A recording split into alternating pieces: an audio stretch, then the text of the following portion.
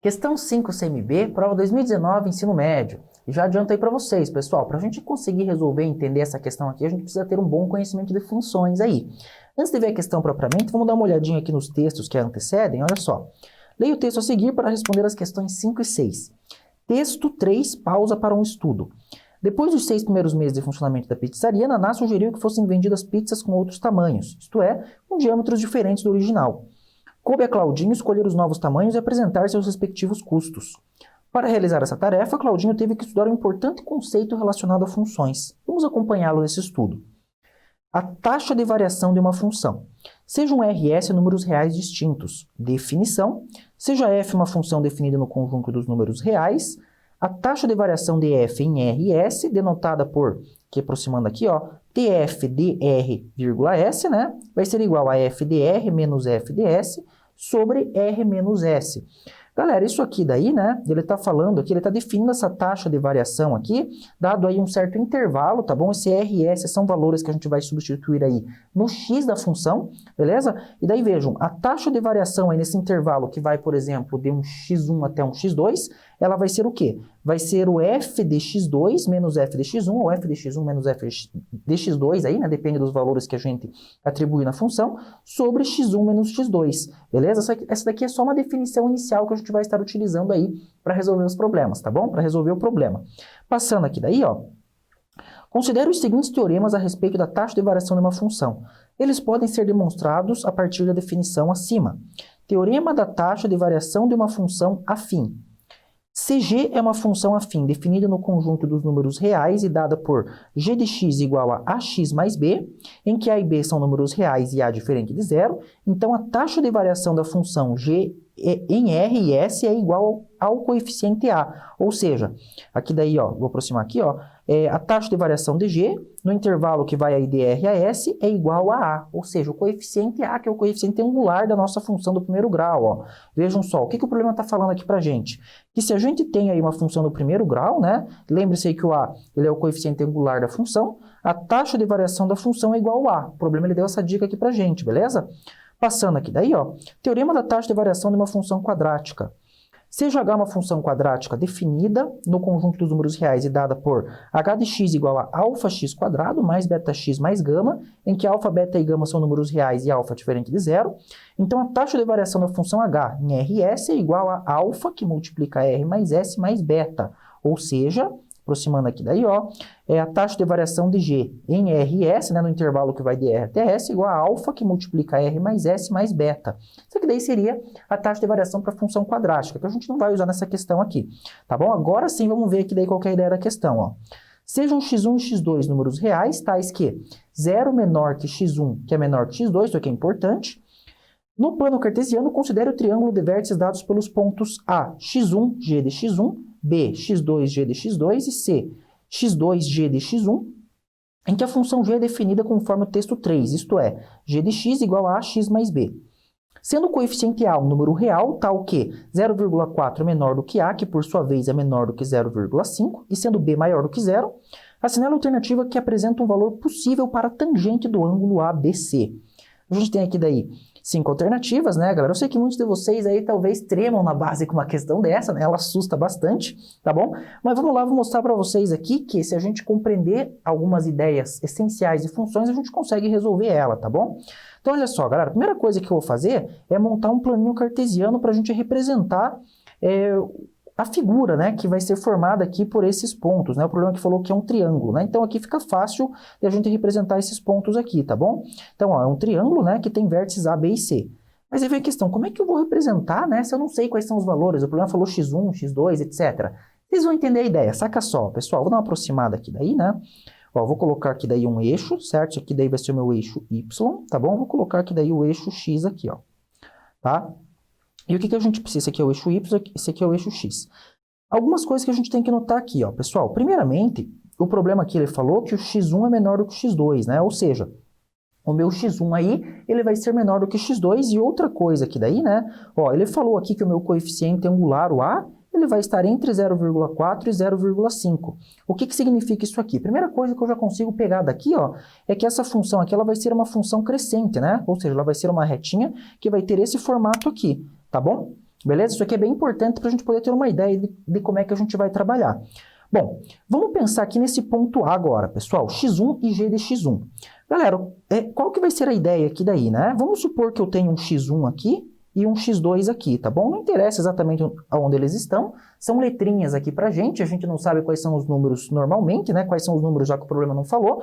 Eu só tenho que cuidar para que o x2 seja maior do que x1. Essa é a minha única ideia aqui daí, né? Beleza? E pessoal, agora se liga só. Aqui daí, se eu tenho um x1, dada a minha função aqui g de x, né, que é a x mais b, a minha ideia é que se eu trocar o x aqui daí da minha função por um x1, eu vou achar um g de x1, que vai ser um valor numérico que vai ter o seu correspondente valor aqui no meu eixo y. Eu não sei quanto é, então eu vou colocar aqui, ó, que o meu g de x1, ele vai estar, vou colocar aqui, ó, vai estar mais ou menos aqui, tá? Então, estou colocando aqui, ó, esse aqui daí vai ser o meu g de x1, e aqui daí eu vou ter um par ordenado, ó, certo? Vou ter um parzinho aqui, ó, que vai ser o meu ponto A, tá bom? E esse ponto A é exatamente o x1 e g de x1, beleza? Não vou escrever inteiro aqui, porque senão vai ficar confuso, né? Então, esse aqui é o meu ponto A, ó, que é o x1 e g de x1. Analogamente agora, galera, eu vou escrever aí um valor para o ponto B, né? Só que agora se liga só. Como eu sei que essa função aqui ela é crescente, né? A gente já viu isso, certo? Então, ela vai ser um negócio desse tipo aqui, ó. Ela vai ser um negócio que vai passar pelo A e vai embora lá para cima, tá bom? Essa aqui daí, então, eu vou dizer que é a minha função g de x. Ela vai ter um gráfico que é uma reta, claro, já que é uma função do primeiro grau, nós temos que saber que esse gráfico corresponde a uma reta, né? Então, esse aqui daí, estou colocando aqui que ele vai ser aqui o meu gráfico da g de x, a minha retinha do g de x. E daí ele falou aqui ainda que o b é maior do que zero, ó. Ou seja, o ponto de cruzamento dessa linha azul aqui com o eixo y, ele é maior do que zero. E de fato, aqui daí está casando, né? Fiz um desenho coerente aqui daí com o que o problema me disse. Agora, pessoal, para eu descobrir aonde que vai estar aqui daí o meu ponto B, vejam que o ponto B aqui daí, ó, ele é x2 e g de x2, né? Ou seja, eu estou pegando um segundo valor aqui para o x, que é o x2, e trocando ali daí na minha função g, né? Tirando o x e colocando o x2, eu vou achar um g de x2. E o g de x2 ele vai estar onde? Bom, só refazer o rebatimento aqui, ó. No meu gráfico eu acabei de colocar, né? Então, o meu ponto B ele vai estar aqui, ó. Que ele vai ter um correspondente aqui no x, que é o x2, e vai ter um correspondente lá no y, que é o... Deixa eu colocar um pouquinho mais para cá, ó. Vai ter um correspondente aqui, ó. Que vai ser ali daí o meu g de x2, beleza? Legal, até que maravilha. Agora, qual que é a grande sacada do problema, pessoal? Eu quero que vocês notem que o ponto C aqui, ó, ele tem coordenadas x2 e g de x1. Ou seja, a coordenada aqui do ponto C, ela é a mesma coordenada aqui, né, de x, né, desculpem. A coordenada do ponto C em x aqui, ela é a mesma coordenada aqui do ponto B em x, ó.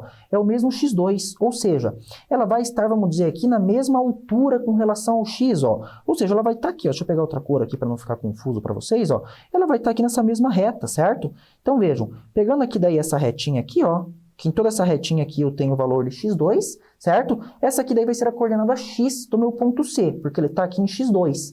E agora, se a gente reparar na coordenada y, que é essa aqui, né? Certo? Lembre-se que o ponto aí ele é formado por um valor de x e um valor de y, tá bom? Então, aqui daí a minha coordenada y, ela vai ser aqui um g de x1. Ou seja, ela vai ser a mesma coordenada aqui, ó, do meu ponto A. Estão vendo? Então, ela vai estar na mesma altura aí que o meu ponto A. Logo, vai ser essa retinha aqui, ó. Certo? Nossa, ficou horrível. Deixa eu colocar aqui daí, tentar fazer o mais retinho possível para vocês entenderem, ó. Vamos ver aqui daí, ó. Vou fazer aqui, ó. Agora ficou aceitável. Ou seja, pessoal, esse ponto C aqui, ó, ele vai estar exatamente aqui. Ele vai ser aqui daí, então, né, numa retinha aqui, certo? Desculpa, o meu lado do triângulo inferior aqui, ele vai ser uma retinha que é paralela ao meu eixo X, e aqui o outro lado vai ser uma retinha que é paralela ao eixo Y. O que eu consigo perceber aqui é que esse triângulo aqui ele vai ser um triângulo retângulo, e isso facilita muito a minha vida, tá bom? Só que, claro, para eu chegar nisso aqui, eu já teria que ter um bom conhecimento aí de funções, né? E também conseguir interpretar os valores dos pontos aqui no meu plano cartesiano, beleza? Então, aqui daí, ó, o que que eu vou ter aqui daí, né? Esse aqui daí vai ser o meu ponto C, tá bom? E aqui daí eu vou ter esse triângulo ABC, ó, que vai ser esse triângulo aqui que eu vou dar um destaque no laranja agora, ó. Esse aqui daí vai ser o meu triângulo ABC. E o que que o problema pediu, né? Ele pediu um possível valor aí para a tangente de ABC, ó. Ele quer saber um valor possível para a tangente do ângulo ABC. Qual que vai ser o ângulo ABC aqui? Vai ser esse ângulo aqui, ó. Eu vou chamar ele de θ aqui, tá bom, galera? Para não ter que ficar repetindo o ABC toda hora, tá? O problema ele quer saber um valor possível para a tangente de θ, ó. tangente de θ pode assumir que valor que está nas alternativas. É que daí a gente vai usar algumas dicas, né? E algumas informações aí que o problema deu, tá bom? Primeira coisa aqui daí, galera, é a seguinte, ó. Lembre-se que a tangente de um ângulo θ qualquer, quando a gente está tratando aí de um triângulo retângulo, ela pode ser calculada como cateto oposto sobre cateto adjacente, né? Tangente, no caso, é igual a coca, né? Para quem não se lembra, ó. A tangente de θ é igual a cateto oposto por cateto adjacente, tá bom?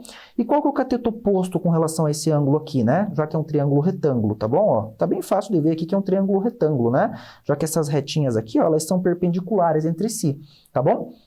Então, o cateto oposto aqui, ó, vejam que a medida dessa altura aqui, ó, pessoal, dessa medidinha aqui, ó, ela é igual a essa medida aqui, ó, que nada mais é do que x2 menos x1, estão vendo? Então, isso ali daí vai ser o quê? Vai ser x2 menos x1, legal. E isso aqui daí, ó, essa outra medida aqui, ó, ela vai ser igual a essa medida aqui, ó, pessoal. Ó, estão vendo? Essa medida é igual a essa medida aqui, que por acaso é g de x2 menos g de x1. Estão vendo? Então, vamos colocar aqui, ó, sobre g de x2 menos g de x1. Legal, mas e agora? O que que a gente vai fazer? Professor, isso aí não ajudou muita coisa. Só que agora que vem a grande sacada, galera. A tangente de θ é isso aqui. Agora a gente vai voltar lá nos textos e a gente vai observar uma coisinha aqui, ó. Observem que a taxa de variação de uma função, galera, ela é definida como esse negócio aqui, tá? Eu vou até copiar ele aqui, ó. Só que aqui, em vez de trabalhar com RS, eu vou colocar aqui daí, de repente, x2 e x1 só pra gente entender, tá? Ó, a taxa de variação de uma função f, em vez de colocar f, eu vou colocar g, já que lá no nosso caso a gente está trabalhando com uma função g, né? Então, ó, a taxa de variação de g, indo aqui de x2 até x1, tá bom? Vou colocar dessa forma aqui para ficar intuitivo aqui pra gente, ela vai ser o quê, ó? Ela vai ser g de x1, desculpem, g de x2 primeiro, né? Já que eu coloquei x2 aqui primeiro, tá bom? Menos g de x1, olha só, menos g de x1, dividido aqui daí por x2 menos x1. O que que eu fiz? Eu só adequei aqui daí essa taxa de variação que o problema deu nesse formato, eu adequei aqui a nossa função. Em vez de função f, eu coloquei função g, tá bom? E aqui daí, em vez de rs, eu coloquei x2 e x1, igualzinho tá lá no nosso textinho, né? Só para adequar. E agora eu vou copiar isso aqui, ó. E agora se liguem que essa taxa de variação aqui, pessoal, quando eu estou trabalhando com uma função do primeiro grau, ó, ela é igual a A, ó. Estão vendo? A taxa de variação aqui, ó, tá escrito aqui, ó, ela é igual a A, que é o coeficiente angular da função. Tá, mas e daí, professor? Agora que vem a grande sacada do problema. Olha só, vou colar isso aqui, galera. E o que que a gente tem aqui, ó? Percebam aqui agora o seguinte, ó. Observem que a tangente do ângulo θ, ela é igual a x2 menos x1 sobre g de x2 menos g de x1, não é verdade? E agora, vejam que a taxa de variação, ela é g de x2 menos g de x1 sobre x2 menos x1. Ou seja, isso aqui, ó, um é exatamente o inverso do outro. Por que o inverso, professor? Ué, porque eu estou simplesmente trocando o numerador com o denominador. A gente tem que ter essas pequenas sacadinhas aqui, né? Legal, tá. Mas o que que significa? Isso aqui significa, então, pessoal, que a tangente desse ângulo θ que a gente está buscando nada mais vai ser do que o inverso da taxa de variação. Só que agora, qual é a grande sacada, galera? Essa taxa de variação aqui, ó, ela é igual ao coeficiente A quando nós estamos tratando de uma função do primeiro grau, né? E vejam que o coeficiente A, ó, ele tem uma faixa aqui, ó. Ele vai de 0,4 até 0,5 ali, né? Desculpa, ele está entre 0,4 e 0,5. Então, o que que eu vou escrever aqui, ó? Se liga. Eu sei aqui daí, então, né, conforme a gente acabou de deduzir, que a minha taxa de variação... Desculpem, que a minha tangente do ângulo θ, ela é o inverso da taxa de variação, já que eu simplesmente troquei numeradores e denominadores aqui, certo? Logo, a minha tangente de θ vai ser igual ao inverso do valor de A, que é o coeficiente angular da minha função, ó. Então, o que que eu vou ter aqui, ó? A tangente de θ vai ser o inverso de A. E o que que é o inverso de A? É só trocar numerador com denominador, ó. Vai ser 1 sobre A, tá bom? É basicamente essa ideia que daí que a gente segue para resolver esse problema, tá, pessoal? E agora vamos ver aqui, ó, quais são os possíveis valores aqui da, então, da tangente de θ, né, que é o que o problema quer saber. Olha, quer saber a assinala alternativa que apresenta um valor possível para a tangente do ângulo ABC, que no caso é o ângulo θ ali que nós chamamos de θ, né? Pessoal, se eu substituir aqui daí o meu A pelos valores possíveis que ele pode assumir, certo? Se eu substituir ele, no caso, por 0,4 e 0,5, eu vou encontrar as faixas extremas nas quais essa tangente pode estar dentro, né? Então, é basicamente isso que eu vou fazer, e daí eu vou ver um valor que vai estar dentro dessa faixa. É simplesmente isso, tá bom? Então, vamos ver aqui como é que fica isso aqui, ó. Vou colocar aqui dela um pouquinho mais para cá, ó. Como é que vai ficar isso aqui, ó? Bom, substituindo aqui daí, ó, vou fazer aqui daí para o A igual a 0,4, que é o primeiro valor aqui, ó. 0,4, o que eu vou ter?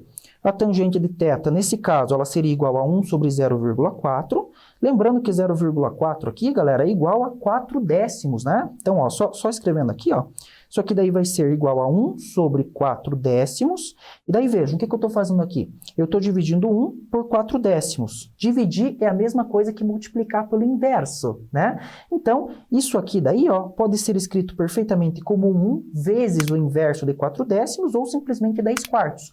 Outra forma de pensar aqui que me ocorreu agora, galera, olha só. Isso aqui, ó, 1 sobre 4 décimos, é exatamente o inverso de 4 décimos. Sempre que eu tenho 1 sobre alguma coisa, é o inverso dela. Então, eu posso escrever isso aqui como sendo o inverso de 4 décimos, que é 10 quartos, tá bom? Ó, vou escrever aqui, ó, 10 quartos, beleza? E se eu dividir aqui daí esse 10 quartos, né, dividir o 10 por 4, isso aqui vai me dar exatamente 2,5, tá bom, pessoal? Ou seja, quando o meu A aqui assume o valor de 0,4, a minha tangente de θ assume o valor de 2,5, tá bom? Beleza? Legal, só que eu ainda não acabei o problema. Eu achei aqui daí uma das faixas aqui nas quais a tangente de θ pode estar, ó. Não posso marcar nada aqui ainda, tá bom? Agora eu vou ver qual é o outro valor extremo o qual minha tangente de θ pode assumir, ó. Vou escrever aqui daí, ó. Quando A vai ser igual a quem? Bom, um dos valores era 0,4, outro é 0,5. Vamos fazer aqui agora, olha só. Quando A for igual a 0,5, o que eu vou ter? A tangente de θ daí vai ser igual a 1 sobre 0,5. E vejam que isso aqui, ó, é 1 sobre 0,5 é igual a 1 meio, né? A fração geratriz aqui daí, tá bom? 1 sobre 1 meio. Quem não sabe como chega nisso, galera, é só escrever 5 sobre 10 aqui, tá bom? E 5 sobre 10, simplificando, fica 1 meio. Isso aqui é exatamente o inverso aqui, né? Olha só, eu tenho 1 sobre 1 meio, né? Deixa eu colocar aqui, ó. Eu tenho 1 sobre 1 meio, é exatamente o inverso de 1 meio. Nesse caso aqui, então, é 2, né? Certo? O inverso de 1 sobre 2, troca, vai ficar 2 sobre 1, que é igual a 2, tá bom? Ou seja, aqui daí eu vou ter que isso aqui é igual a 2. Logo, o que eu acabo de concluir? Quando o meu A assume o valor de 0,5, então a minha tangente de θ, ela vai assumir o valor de 2, tá bom? Legal, mas e agora? O que eu cheguei, pessoal? Vejam só. Aqui eu acabei de encontrar os meus dois pontos extremos para a minha tangente de θ, tá? Vejam que aqui, segundo nossos cálculos, a tangente de θ ela vai estar entre 2, ó, e entre 2,5, ou seja, ela tem que estar dentro dessa faixa, já que, ó, se liga, já que o A ele tem que estar entre 0,4 e 0,5, a minha tangente de θ também vai ter um valor extremo. Eu substituí esses valores aqui, né, para calcular a tangente, que era só inverter o A, tá bom? E aqui daí eu cheguei nisso aqui, né? A tangente de θ ela tem que ser maior do que 2 e menor do que 2,5. Se eu escrever isso aqui, ó, pessoal, deixa eu ver se eu tenho um espacinho aqui ainda. Tá acabando o meu espaço? Aqui tem um espaço, ó. Vou escrever aqui daí, ó. A minha tangente de θ aqui daí, então, ela tem que ser maior do que 2.